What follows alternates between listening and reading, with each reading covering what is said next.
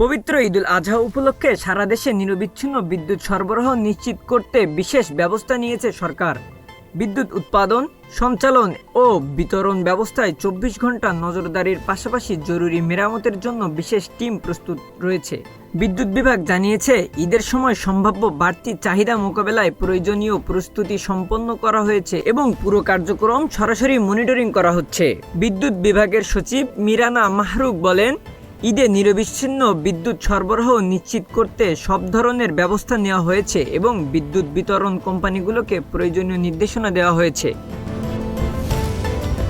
ঈদের টানা ছুটিতে জাতীয় পর্যায়ের বিশেষ তদারকি ব্যবস্থা চালু রাখা হয়েছে, যাতে সারা দেশে বিদ্যুৎ সরবরাহের কোনো বিঘ্ন না ঘটে। বাংলাদেশ বিদ্যুৎ উন্নয়ন বোর্ডের সদস্য মোহাম্মদ জহুরুল ইসলাম জানান, ঈদের সময় বিদ্যুতের চাহিদা সাধারণত কম থাকে এবং আবহাওয়ার কারণে চাহিদা আরও কমতে পারে।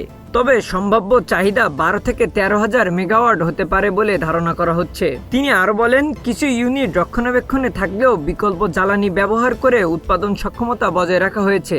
জাতীয় গ্রিড সচল রাখতে বিদ্যুৎ কেন্দ্রগুলোকে সর্বোচ্চ উৎপাদনে রাখার নির্দেশ দেওয়া হয়েছে।